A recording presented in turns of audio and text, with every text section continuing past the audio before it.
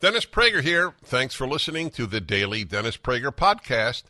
To hear the entire 3 hours of my radio show, commercial-free, every single day, become a member of Pragertopia.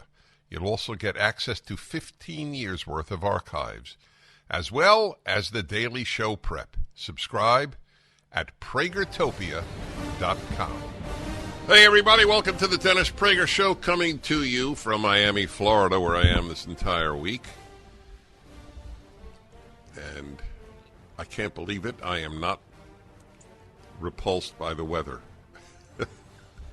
I actually dreaded coming. Florida in the summer is difficult. But for that matter, anything east of the West Coast in the summer is difficult. That's the way it works in the United States and in much of the Northern Hemisphere. Anyway, great to be with you as always. There is another story here out of Maryland now. Breitbart reports Maryland school district requires assisting child gender transition and not telling parents.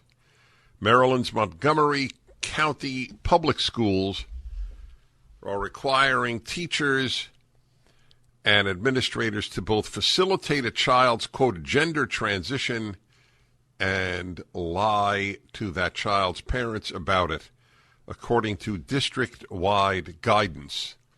The school district also appears to promote a parent re-education plan for those who are non-supportive.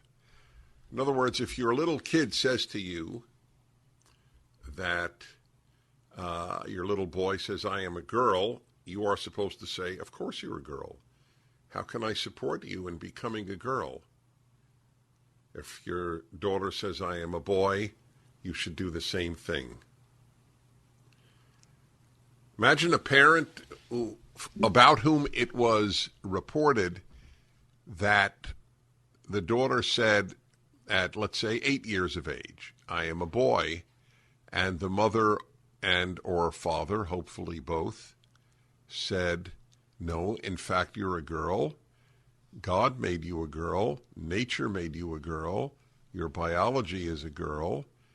And life's problems that you might feel do not come from your being a girl.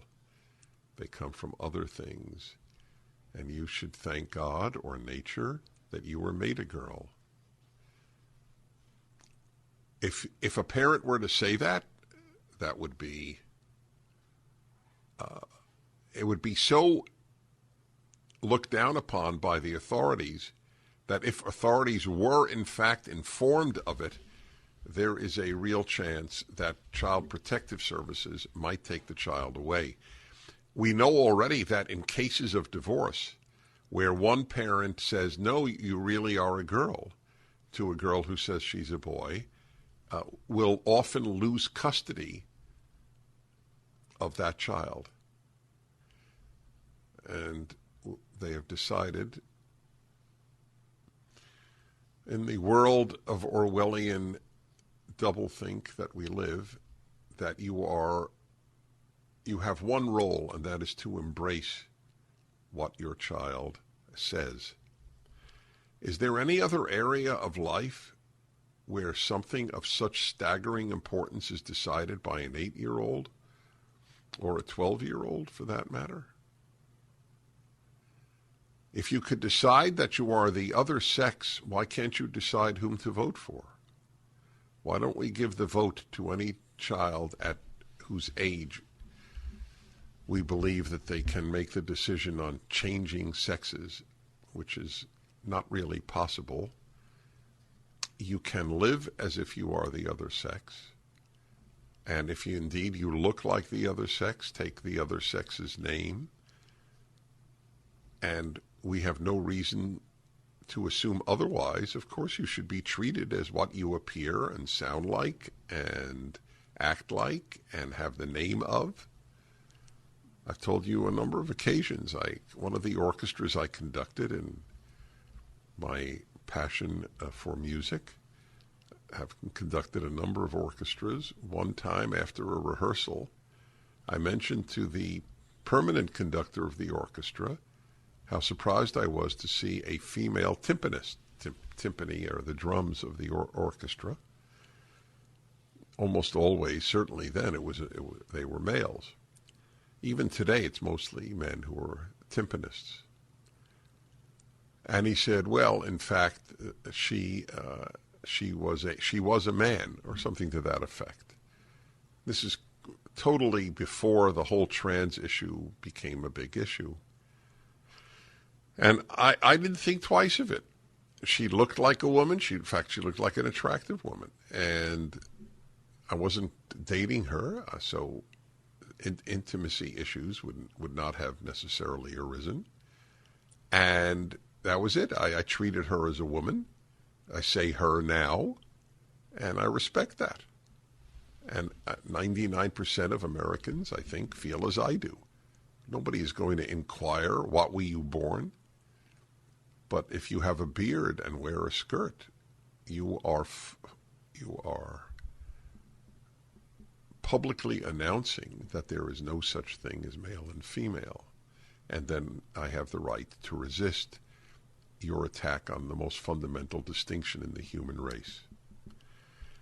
Montgomery County employees are required to refer to a student by their preferred name and pronouns, the ones the student believes correspond to their chosen gender identity, as opposed to the name their parents gave them and the pronouns that correspond to their actual biological sex. Despite that, the guidance makes clear that the references to what the student prefers should not be made when contacting parents. Wow. So we will call your daughter, I don't know, give me a man's name here. Sean. No, that doesn't work. Goes both ways. If it's, we will, let's see, give me a contemporary. David, that's a good one. So they will call your daughter David at school, but in correspondence with the parents, use the original female name. Because contempt for parental authority is the part of every cult and every totalitarian movement in history. The first thing you do is knock out parental authority, and the other thing you do is knock out divine authority. You have no parent on earth, and you have no parent in heaven. Your parent is the state. That's what it's all about, the state, the size and power of the state. That's what the guns issue is about, the power of the individual versus the power of the state. People who believe that people should, except in the rarest of instances, not own any guns, believe that all guns should be owned by the state. If you trust that states will do almost always good things, it's not a bad idea. If you know history, which most people who went to college do not, you will know that big states with all the arms committed the greatest amount of mass murder in the history of Earth in the 20th century. These were all big governments. First thing all of them did, the Nazis and the far greater number of communist states, it would confiscate any guns that did belong to any citizens. The gun issue is very much an issue of, do you trust the state? I don't know why people would trust the state. The state has no one to answer to. Well, you say in a democracy they have to answer to the voters, right? But what if they decide to transcend democracy? To whom do they answer then? And if you give people enough goodies, the government will always be stronger and bigger. People, most people, not all by any means, but at least half, vote on the basis of how many goodies they will receive from the candidate or party they vote for. The guidance makes clear that the references to what the student prefers should not be made when contacting parents in an effort to hide the child's gender ideation and the school's facilitation of it. According to the guidance, disclosing a student's transgender status to parents may violate federal privacy laws as it constitutes confidential medical information.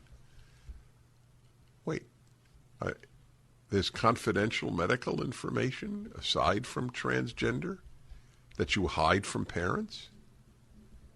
Would somebody decide to give me an example?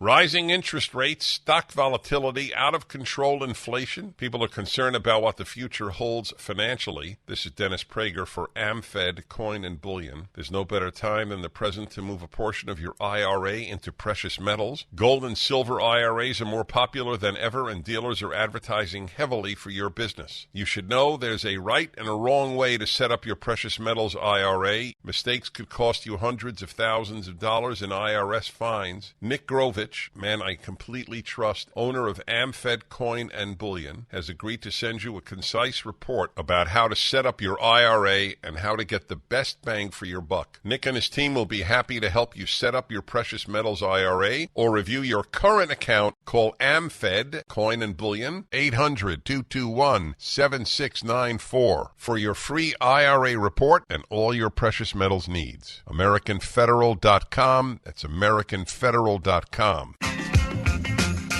All right, everybody. Dennis Prager here. Hello, my friends. Dennis Prager here.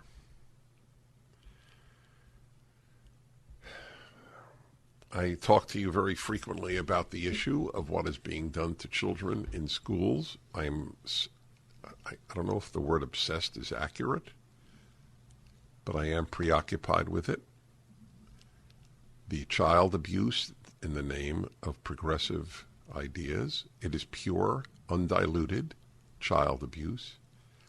And by sending your child to schools like the one I mentioned in Maryland today and other states and cities the other days, you are facilitating the potential abuse of your child.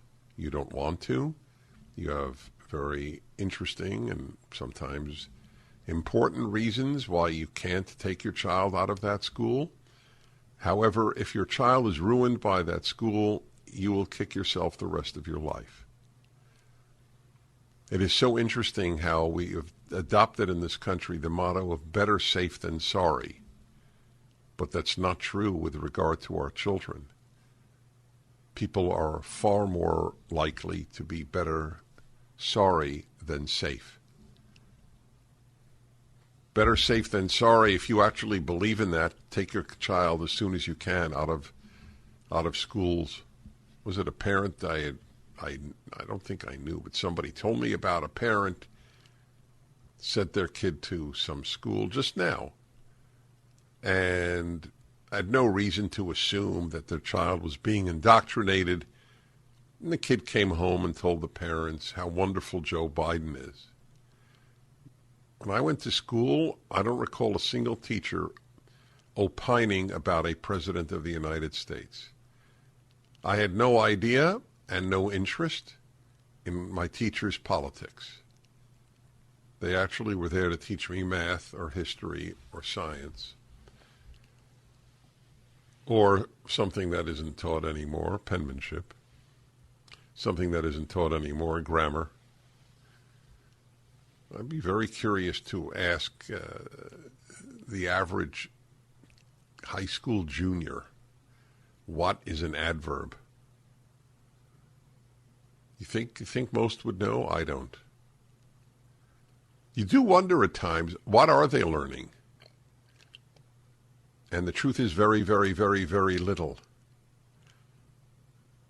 You could see it by the English, the distortion of English in their tweets and in their self-descriptions of Facebook or elsewhere. So that's why I am obsessed, and you should be too, with the state of children today. Talking about children, I'd like to entertain a subject with you. The subject of my column today, it's at DennisPrager.com and townhall.com, and it'll go to the Daily Wire and American Greatness and Jewish World Review and many others. But it's up at my website and up at townhall.com. And my thesis is that when I was 12 years old, and not just I, my classmates and I at 12 had more wisdom than the vast majority of professors at American universities do today, let alone college students. Again, I repeat, I am certain, this is a big claim, I am certain that I and most of my classmates had more wisdom at the age of 12 than almost any professor in America today, from Harvard to anywhere else that you'd like to think about. The professors have more knowledge, but I believe that the average 12-year-old at what I attended, a yeshiva, which is a religious Jewish education, half the day the Hebrew original sources, and half the day secular teaching. So I went from 9 to 6 very often, always at least 9 to 5. It was a very long day, and I learned an immense amount, both secular studies and religious studies. And I give examples of things that I knew at 12. And remember, I take no credit for this, because here is a radical idea. You are supposed to teach wisdom to children just like you teach math or language or anything else. The notion that you get wisdom from getting old is about 10% true. 90% not true. The number of old fools is quite remarkably high. Just look at our government. The number of young fools is remarkably high. And here's the kicker. Young fools do not metamorphose into older wise people. Overwhelmingly, young fools become old fools. You have to learn wisdom. Somebody has to teach you wisdom. There is no wisdom taught in our secular education system, none. At best, they teach a lot of facts. At worst, they indoctrinate you into sick ideas. America's systemically racist is a sick idea. Color is important is a sick idea. Sex/gender is fluid, is a sick idea. Secular education stinks. Stinks. But nobody talks about this. Nobody, by the way. Not all Christian and Jewish schools are any better. I fully acknowledge that.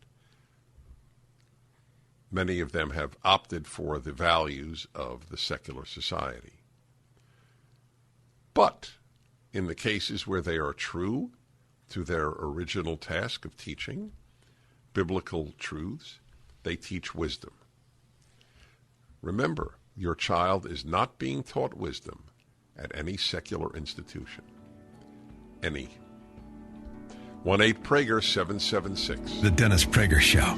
Towels just don't seem to dry you anymore. They feel soft and lotiony in the store, but you get them home and they don't absorb. Well, Mike Lindell at My Pillow found that out around 2006, and towels changed forever. He found the best towel company right here in the USA. They have proprietary technology to create towels that feel soft but actually work, and that happens to be true. I use them. They are all made with USA cotton, and they come with the My Pillow 60-day money-back guarantee. 6-piece set, 2 bath, 2 hand towels, 2 washcloths. Regularly $109.99, now $39.99. Just go to MyPillow.com and click on the new radio listener specials and get deep discounts on all MyPillow products, including the towels, by entering the promo code Prager, or call 800-761-6302 for these great radio specials. MyPillow.com, promo code Prager.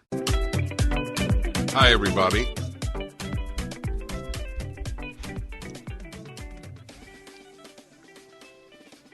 In a nutshell, that is what I have just been talking to you about, is the origins of our crisis are the origins. The non-teaching of wisdom. Secular society has no wisdom. It has knowledge. It has many nice people. Many good people, no question. Tell me a secular institution that provides wisdom. Think there's wisdom at Yale? Yale is one of the least wise places in the United States of America, and the competition for that title is intense. Fools teach your children at Yale. A fool runs Yale. It took me a long time to realize this. I knew wisdom begins with fear of God. That is a famous statement from the Bible.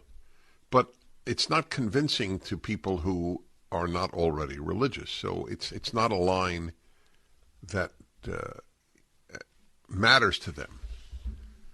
But if you say the following: the most foolish institutions in the United States, colleges, high schools, and elementary schools, are also the most secular institutions in the United States. Whoa. Then you can say only the following: correlation is not causation, or we're in trouble. Those are your two choices. But of course, correlation and causation in these instances are completely related. It is not a coincidence that secular institutions, Bible-free, God-free, are the stupidest places in the world. That's it. It's really important stuff for people to realize. In my column today, which I hope you'll read, it's on my website and at thetownhall.com. It's Tuesday, so it comes out Tuesdays.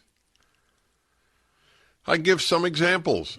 For example, you're guaranteed to be a fool if you believe people are basically good. That is a guarantor that the rest of your thinking will be stupid. Sorry.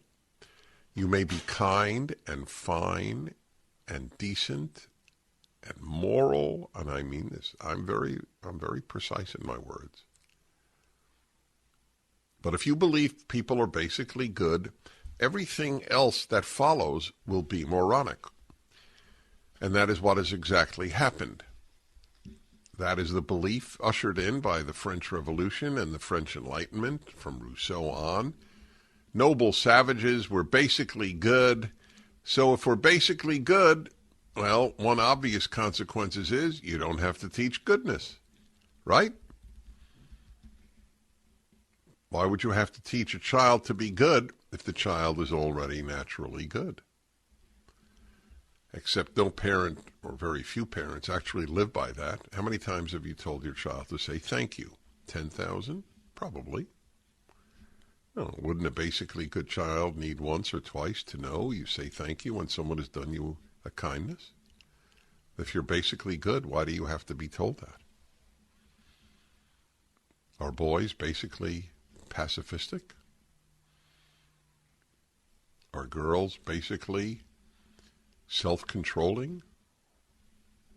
I mean, please.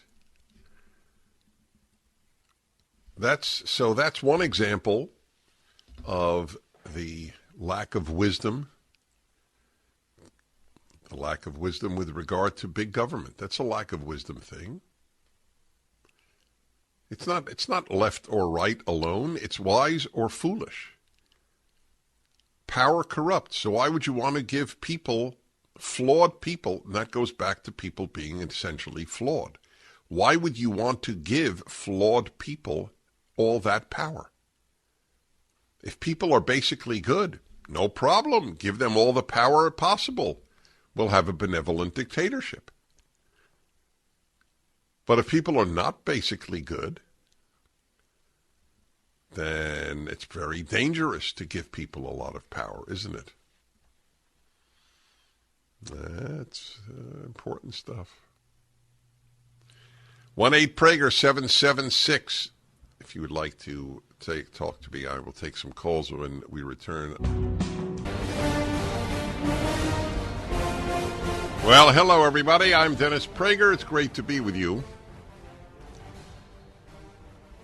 Been talking about America's schools once again. My fear that so many of your children or grandchildren or nieces or nephews will be hurt, perhaps permanently, by the takeover of education by nihilists, people who believe in destruction, and that's it, just destruction.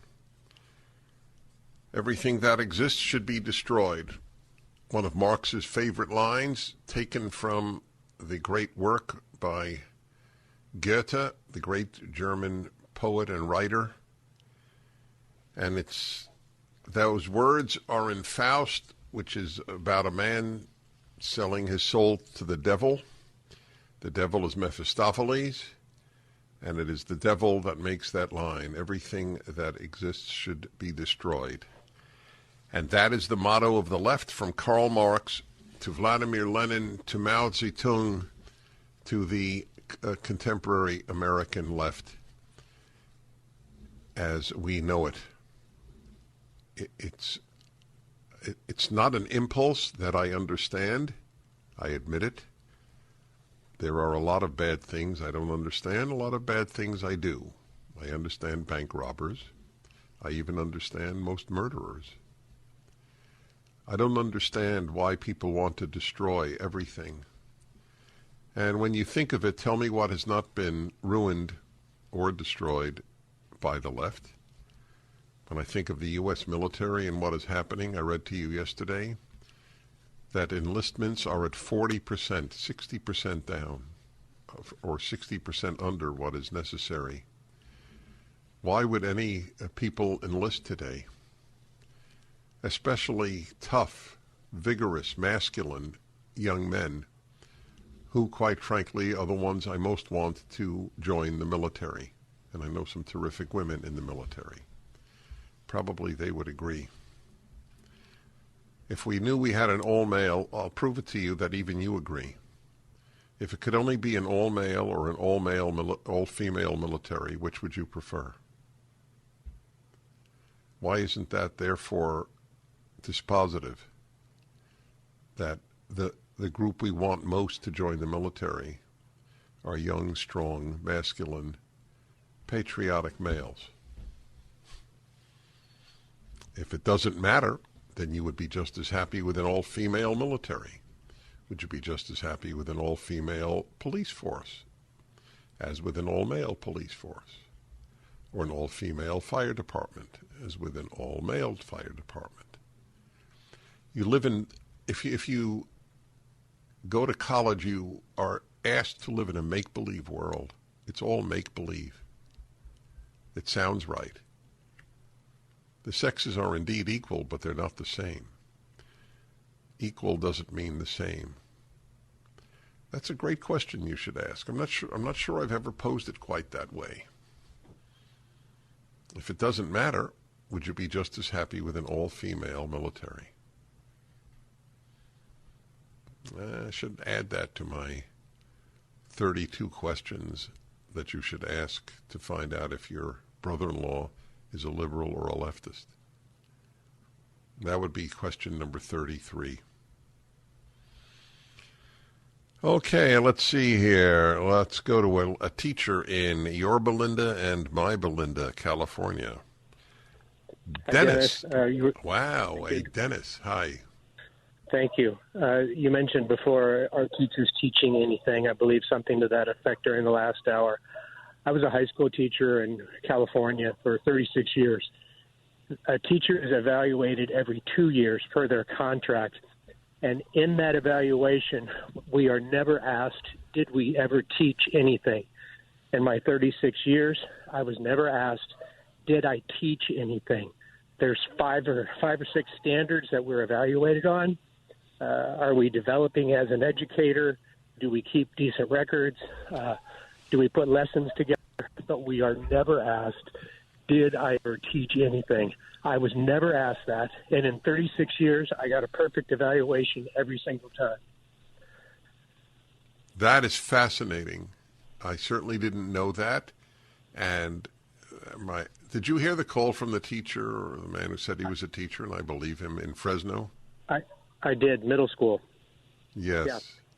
Yeah. He may be a fine and wonderful teacher, and he may be doing an excellent job, but it does not matter. He does not have to teach anything. And after 2 years in the classroom, that teacher is tenured, and they have to be fired for cause. And the for cause is in that evaluation, and not one thing in there asks, did you teach anything? You cannot be fired for not teaching your course. What did you teach? American government, economics, U.S. history, world history, social sciences. Mostly American government and economics. Right. So you may not be able to answer this, obviously. This has to do with English. But do you think that, was this high school? I assume it was high school? Yes. Do you think that the average junior in the high school, do you still teach there, or you're retired? I just retired, 36. Oh, okay. Do you think that the average junior in that school, as of when you were still teaching, could define an adverb? I heard you say that earlier, and I believe the answer to that question is yes. I believe that there are many teachers that are doing an excellent job. There are some that are doing a horrible job. They have no business being in the classroom, but they could define that adverb. They are reading Shakespeare. They are reading all sorts of great literature. It's one of their, in fact, I know they do that every year. So I would believe the answer to that question is yes. Well, it certainly goes to your credibility that you gave an answer that differed with my perception. And by the way, I hope I'm wrong. Let me put it to you that way. So, do you think that this is true in major metropolitan areas as well? I mean, your Belinda is in Orange County. Yeah. That's correct. It's generally perceived as a somewhat conservative place. It's right. Is that not correct? Absolutely correct. I taught for about 15 years in an LA County school, a very low-income, heavy urban school, in quotes. And at that school, I would not say what you just I would not respond to the adverb question, yes. In that school, right, the answer would probably be no. Those are second language learners. Their parents are not high school graduates at the very least. They're not elementary school graduates at the least. What about in inner city schools where you have mostly black students? I couldn't say that. I couldn't say, except that from my experience in an LA County urban school would probably be about the same. Once again, the teachers do not have to teach anything. Their contract does not require it. Right, it's a very intelligent point. I used to tell my students, if you have wonderful teachers, you thank God if you have a God to thank, if you believe that there's a God to thank. On the other hand, your teachers do not have to teach anything. And after 2 years, they're tenured. Mm-hmm. By the way, thank you. Those teachers that you're chatting about with the American Federation of Teachers, every teacher can quit their union. I did. It was one of the best decisions I ever made. It's very simple. All the teacher has to do is just write them a note that says, I quit, and you are out. You're still protected by the contract because you're an employee of the district, but you do not have to let them use your money for activities that you abhor. You're a good man. I appreciate it. A very, very informative call. I do appreciate it. I asked about schools in heavily black areas. Would the adverb question be, or my adverb theory, be appropriate in those schools, which would be no reflection on the students, but a reflection on what is taught? But I would like to test that. I believe that about the Yorba Linda School where Dennis taught. I still wonder, though, in the country at large. An adverb, for those of you who don't know, is a word that modifies an other adjective or a verb. Something that modifies a noun is an adjective. So a big house, big, is an adjective. The modifying of a verb is an adverb. Back in a moment. Hello, everybody. It's so apropos, given that I have been talking about schools again. How could I not? Kids spend more time with their teachers than they do with their parents. It's an amazing thing that people have decided that the state should raise their children. It's so antithetical to the values that I was raised. It is really the parents' job to raise their children and educate their children. Obviously, there are areas where you just can't. I couldn't teach my kids algebra. I admit it. But that's a technical thing. But about life, about what matters, you want the state to do that? You trust the state? And then it gets worse in college. Brand new book coming out, actually, let's see. Hey, holy crow, I really hit the jackpot. It is coming out today. Charlie Kirk is the author. Charlie Kirk has reached that status of doesn't need an introduction. But in case you didn't know, he is the founder of Turning Point USA, which is truly a miracle. The staggering number of students in colleges around the country who are members of TPUSA.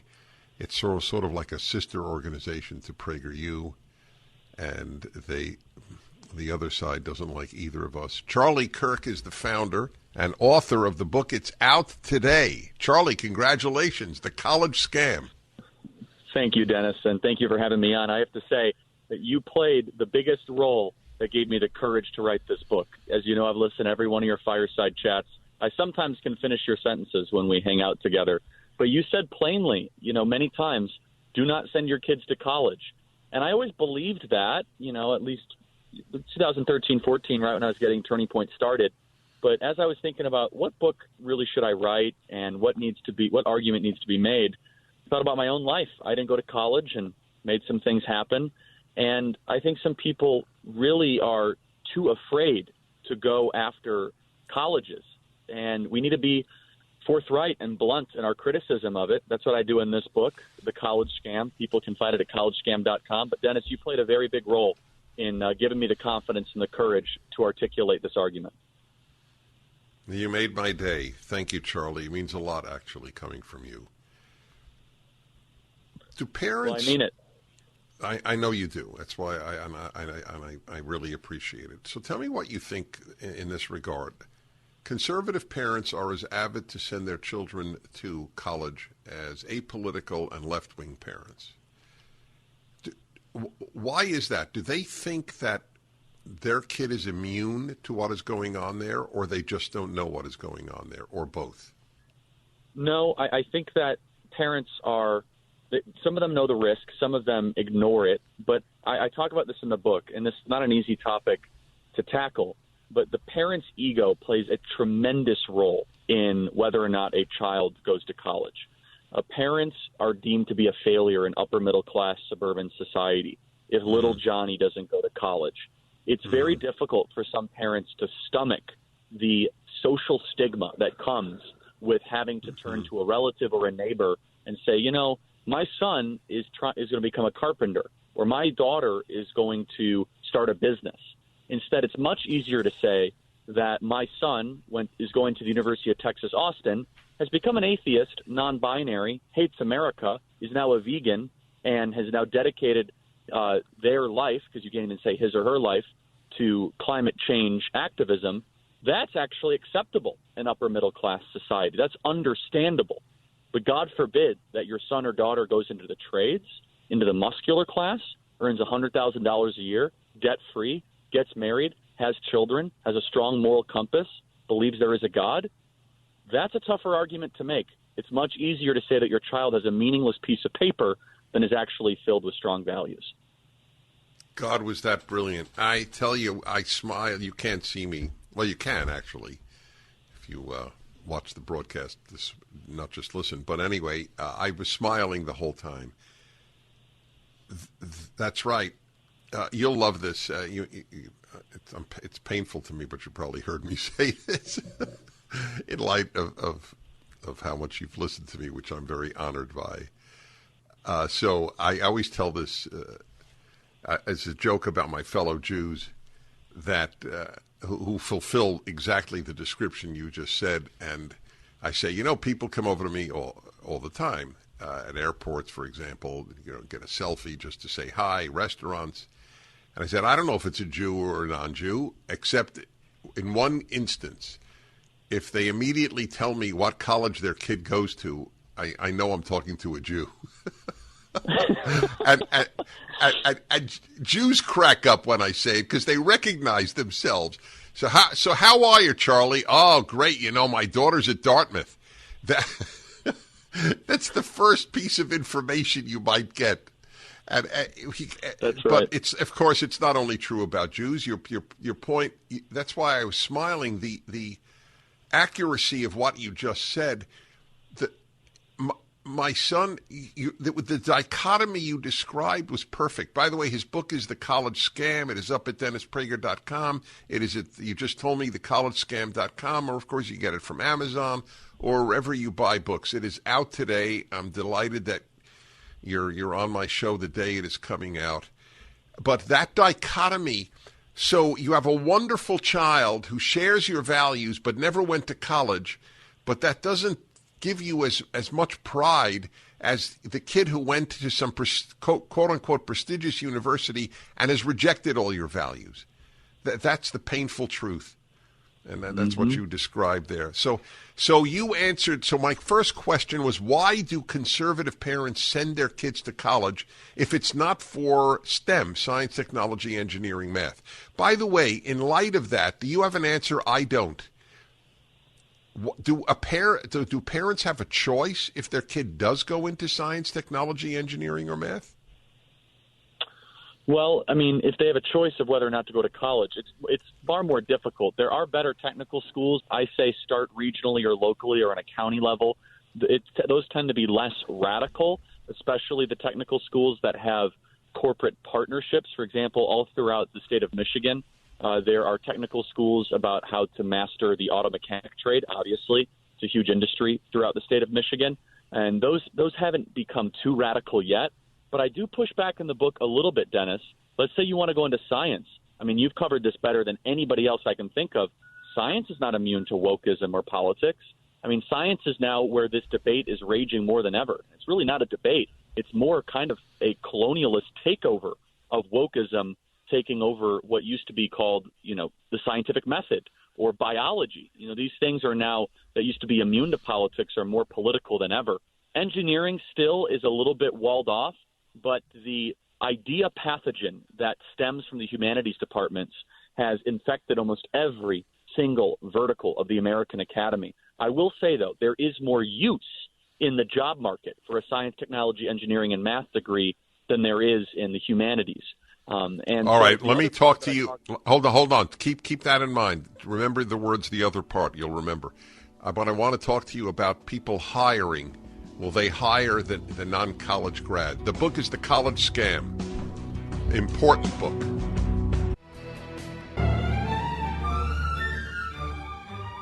To be or not to be? That is the question. Where was God? Isn't God supposed to be good? Isn't he supposed to love us? Does God want us to suffer? 10 years, you're not finished yet? Marty! Why did you do this to me? Who are you?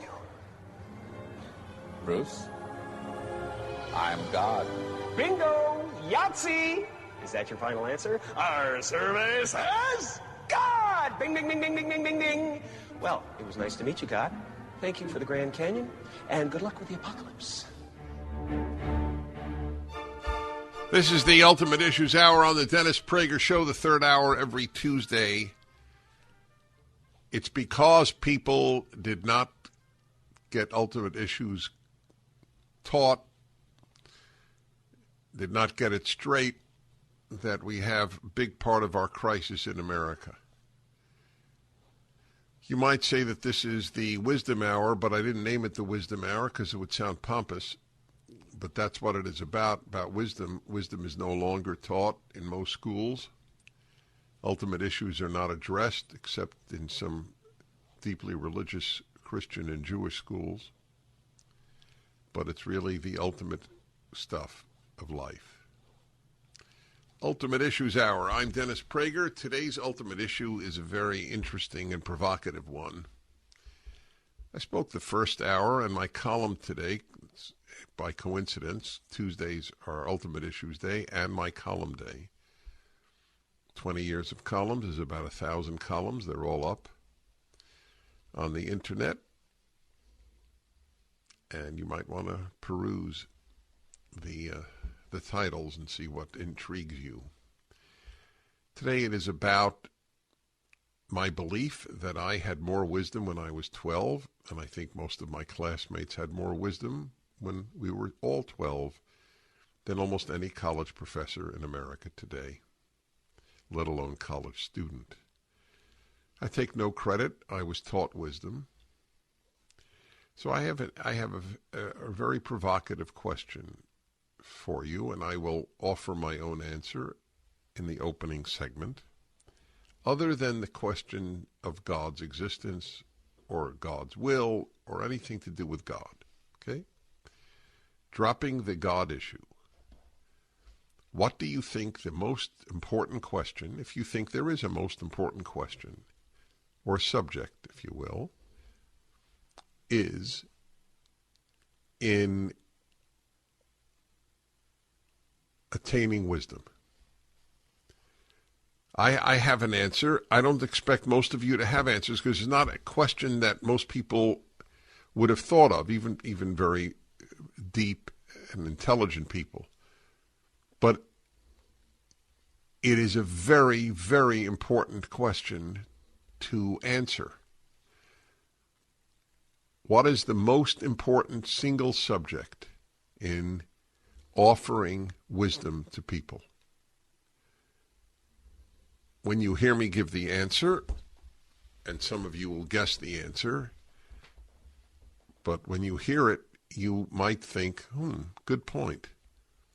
Or you might think, no, there's an even more important or equally important question to answer, or subject to discuss. It doesn't have to be phrased as a question. And that is human nature intrinsically good, or bad, or neither? But most important is the first one. Are people basically good? To put it as simply as possible. I think that's the most important question aside from the issue of is there a God? And again, don't call in with any God-related answer. What do you think the single most important question needs to be addressed, or subject that needs to be addressed in offering wisdom to young people? And if we don't offer wisdom, we're ruined, which is exactly what it is, what the situation is today. The chaos, the confusion, the belief in ridiculous ideas, the age of absurdity that we live in. Why do I think this is the most important question? I'll give you the number, by the way, 1-800 Prager 776 or 877-243-7776. Now, it's very possible you haven't thought this through.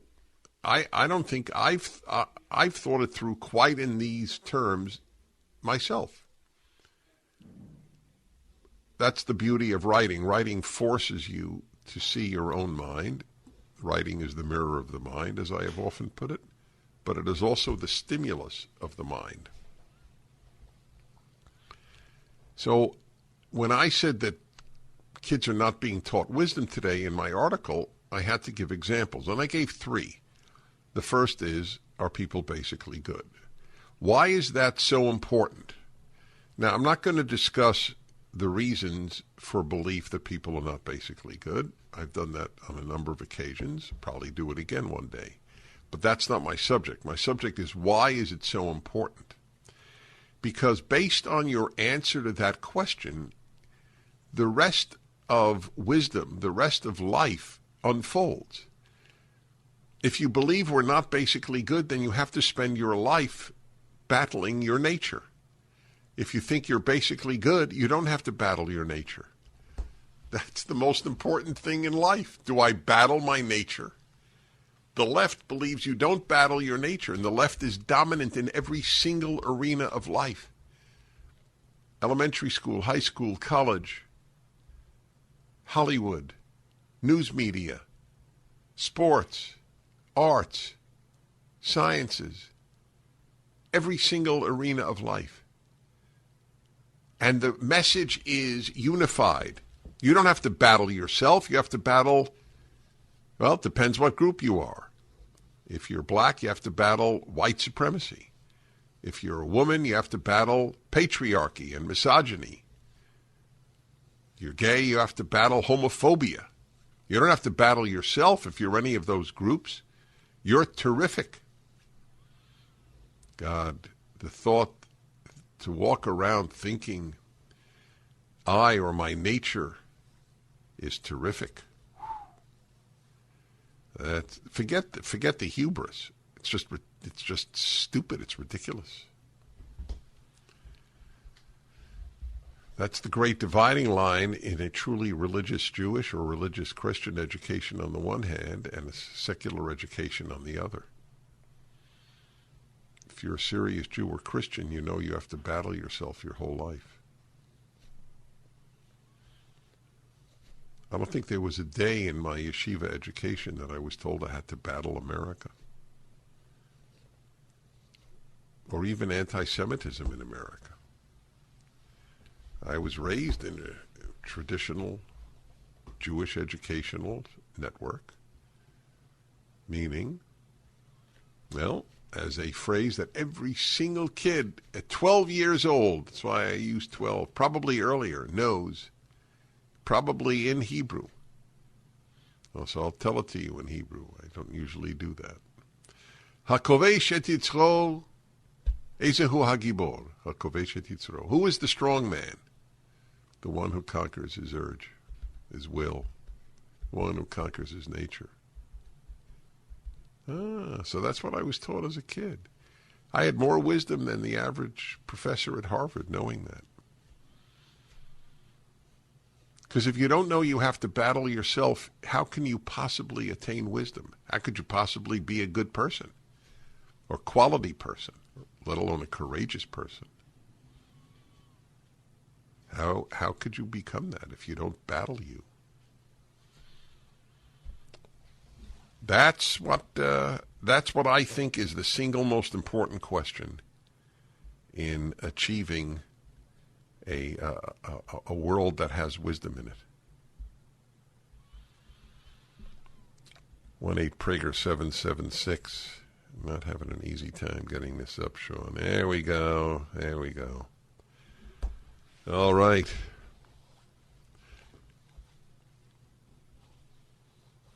The people who believe people are basically good think that the only thing you have to give your child is love.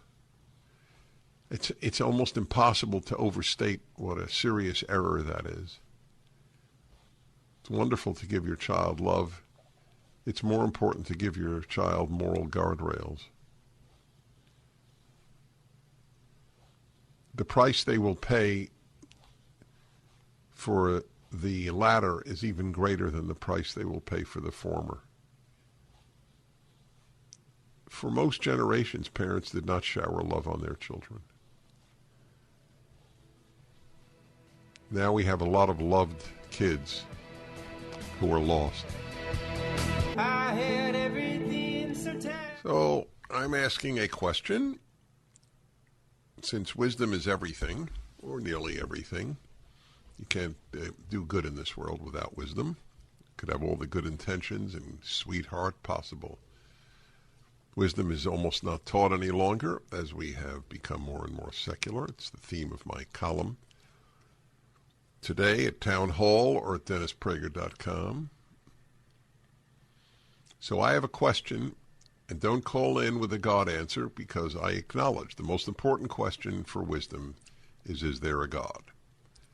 So we'll leave that aside. What is the most important question, period, in attaining wisdom?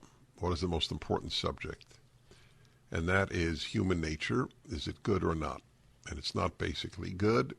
And if you think it is, I don't see how you can come up with any wise answers about life. Because the essence of life is battling your nature. For everyone. How many children have been raised in the last 50 years to battle themselves? I would say a fifth. I have no proof whatsoever. I acknowledge it. I'm sure there is no study with regard to it. Secular professors wouldn't even think to study it. But that's the question. Almost everything is predicated today on the belief that I'm okay, you're okay, America stinks. Not America's pretty damn good, and it's my nature that stinks. That's the key question, isn't it? All right, so what do you think the most important question might be? Okay, Katie in Greenville, it's about God. I love God. I believe in God, but God is not our subject, so I'm going to let you go. As I have said, please do not give a question with regard to God, because that's, I acknowledge, the most important. I want to know what even secular people should discuss. And to me, it is human nature. By the way, there are people who believe in God who believe that people are basically good. Not everybody who believes in God is wise, to say the least. I wish it were true, but it isn't true. By the way, you might want to watch my debate with a rabbi. Sweet guy, by the way. And in this regard, I couldn't believe, I was so upset by the fact that an Orthodox rabbi would write a column that people are basically good that I invited him to debate me, and to his great credit, he said yes. You can watch the debate. It's up on YouTube. I guess just are people basically good? The Prager debate, or the great debate, whatever it was called. You can easily find it on YouTube. You should watch it. You should have your kids watch it. You should talk about it with your kids for the next 6 months. Hey, honey. Hey, bud. You think you're basically good? Your nature is good? Think human nature is basically good? Do you ever fight yourself? Say, uh-oh, I can't do that, or I need to do that? All right, let's see. Fort Worth, Texas. Marie, hello. Hello, how are you today? Thank you, well. That's good. I agree. So it's really love. Love is the answer, and I may be an old hippie, but with love, you find tolerance. With that, you find forgiveness. I was raised Catholic in a Jewish neighborhood, but if you take all that away, it's really, we just have to love one another and be tolerant and find a way to all to live together. And with that, I'll get the wisdom for the right and wrong and what to do, what not to do, the positions I have to take, whether I'm in favor of them or not. But, you know, because it's not 1 and 0. But I like so Oh, that's interesting. So you like my take as well? Well, of course, human nature, and I think in our human nature we do have that good sense, that love that comes from just the way that. So you feel human nature. You feel human nature is basically good. Oh yes. Well, that's the way the big guy made it, and I know we're not allowed to talk about that. And I'm sorry, your show is great. I've never called in before, but I've got to go. I'm at the airport waiting to pick up. That's fine. Okay, well said. Okay, good luck at the airport. Well, it's a sweet woman with whom I obviously differ. Got an older hippie. That's how she described her, old hippie.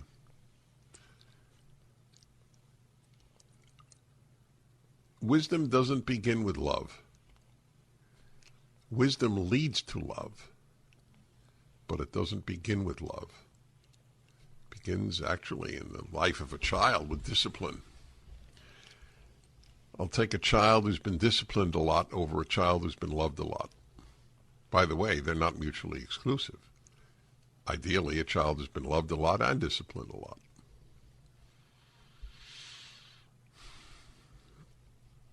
Wisdom leads to love. Love doesn't lead to wisdom. Love as the central issue leads to a lot of silliness. Make love, not war. That was a big theme in my generation, the baby boomers. Make love, not war. I remember thinking, really? Never? Basically, what it really meant was have as much sex as possible and don't sacrifice yourself for anything. That's really what it meant. Make love, not war. It was up there with a woman needs a man like a fish needs a bicycle. A lot of truly stupid ideas from the 60s. Never trust anyone over 30. And I knew all of them were stupid at a very young age because I had been taught wisdom. I had gone to a religious school, not a secular school. So, what do you think is the most important subject in teaching wisdom? We'll return. Ultimate Issues Hour, Dennis Prager Show.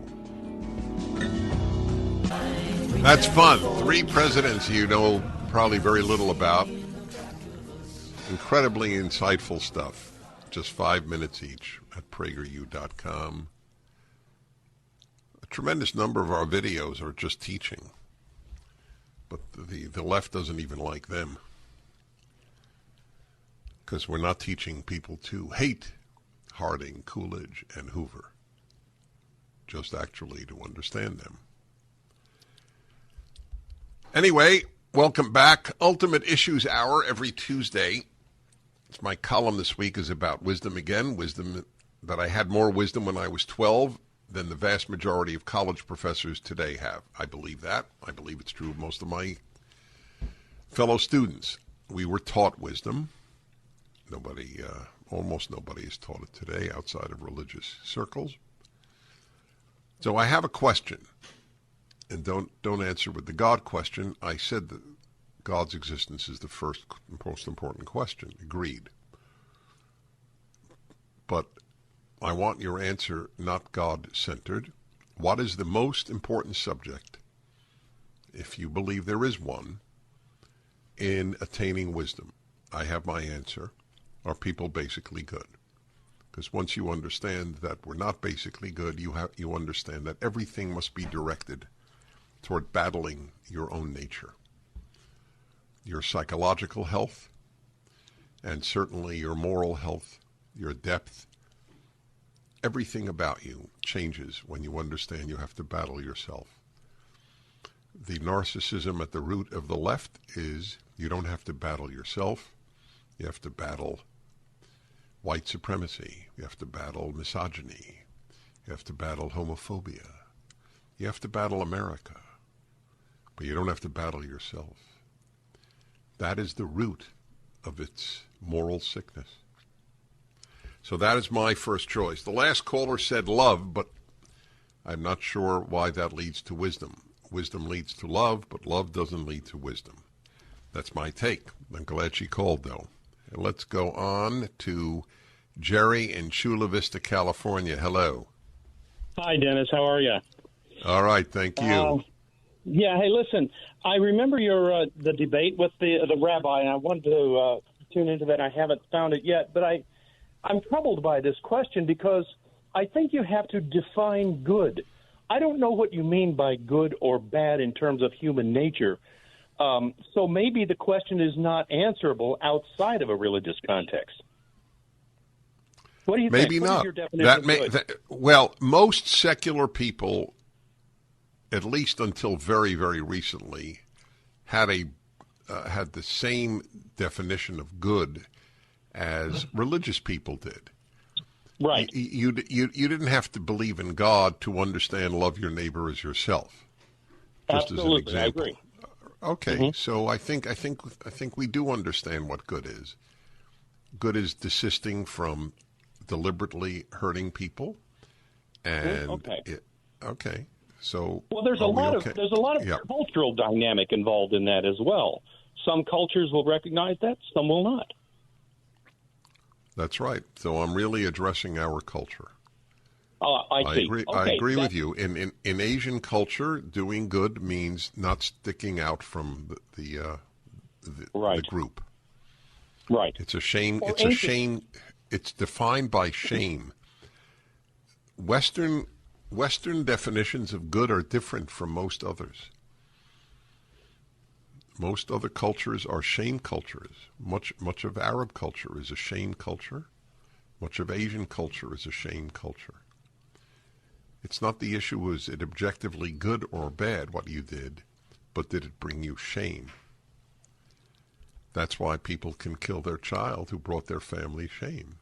Not all do, of course. I'm not talking, but at least one understands where that comes from. Dennis Prager here. Thanks for listening to the Daily Dennis Prager Podcast.